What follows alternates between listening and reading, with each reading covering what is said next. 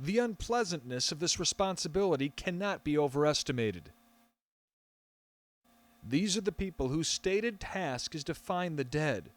They come from all over. They work for a variety of agencies. David Johnson is with the Riverside, California Search and Urban Rescue Team.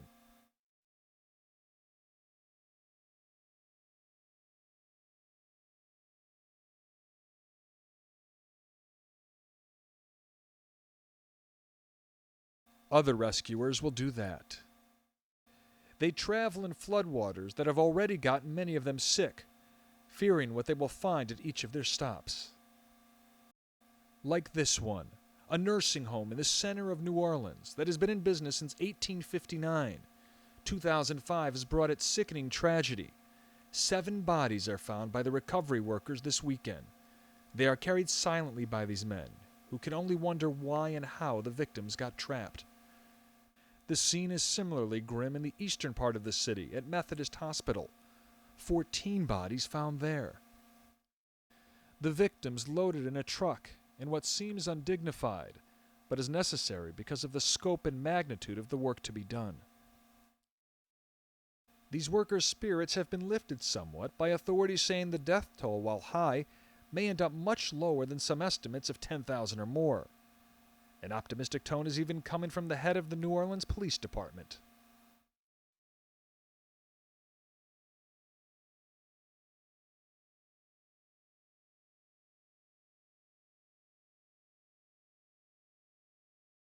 But 2 weeks into this disaster, many of the rescuers are starting to get tired, and it's easy to forget a large number of them lost homes too. Like Sergeant Kevin Wilson of the Plaquemines Parish Sheriff's Department.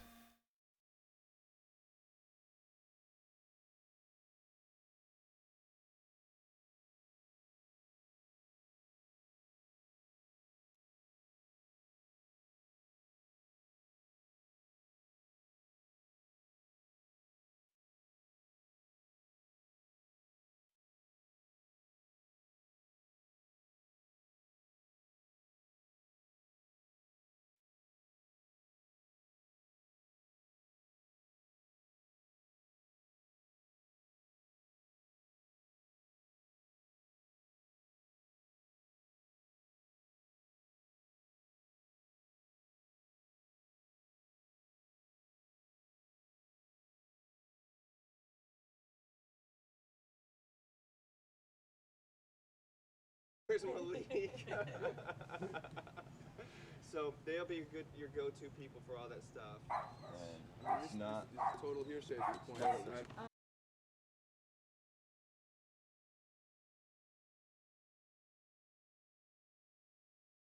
Toilet paper, paper towels, feminine products, diapers, food, dry goods, water. Some of the main aid groups don't take direct actual supplies, so we didn't do that. And we brought it here because we know the community and know the people and know that they really needed it here. The outpouring has been phenomenal.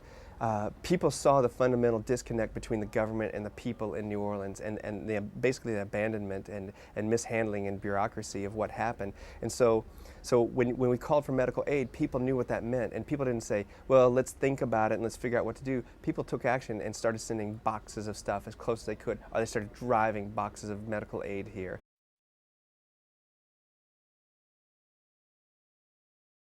Today we saw an enormous increase in the number of people coming into our clinic, and most of these people were evacuees returning to this neighborhood. So I imagine we're going to have a huge number of people coming in for medication refills, for vaccines, and for all sorts of stress-related issues, wanting to talk about what they've been through.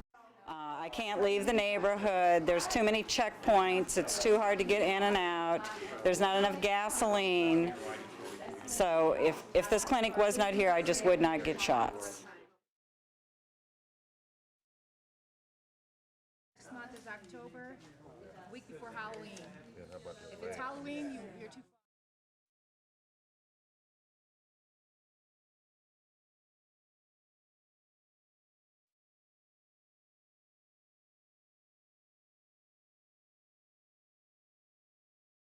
In our media center here, we have people coming to sign up for FEMA online, and like last week we had 1 person. Yesterday we had 25 people. We're ordinary people under extraordinary circumstances, and people rose up, as they always do, to help each other. And this happens all over the place, in small town USA, in big cities, a common ground that we're all ordinary people under extraordinary circumstances. And I hope that you can take that home with you.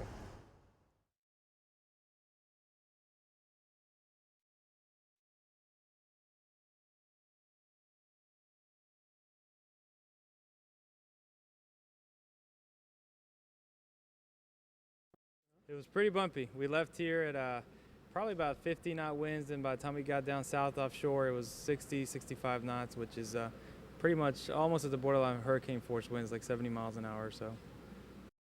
You find yourself flying sideways, and you kind of going sideways is pretty unique.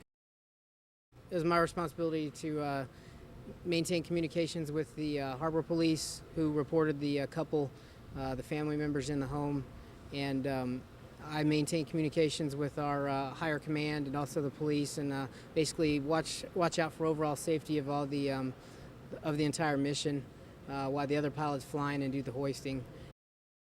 I think a lot of times, you wonder why do some of these people stay, and in today's case, why are they probably just got back after Hurricane Katrina, and that, you have to understand from the human aspect that it's their livelihood, it's their homes, their houses, and they couldn't wait to get back. And now, I don't want to say that I agree with them staying for the storm with the wife and the child, but you kind of see where they're coming from.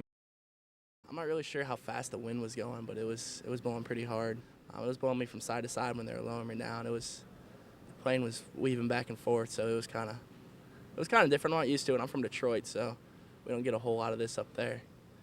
And the rain felt like gravel hitting me in the side of the face. It was coming on pretty good, and it was definitely different.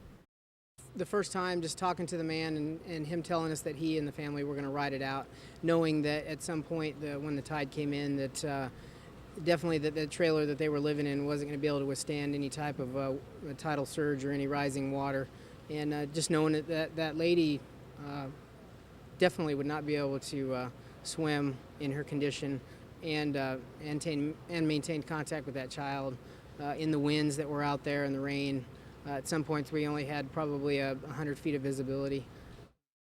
The best part for me was we were bringing him up, and he was in the basket, and he's holding on to his mom as tight as he could, and tell he was very scared. And as soon as a couple seconds later, get him inside and get him out of the basket, he's happy, he's smiling, and sitting on his mom's lap, and it was definitely a very good feeling, and it's why we do what we do.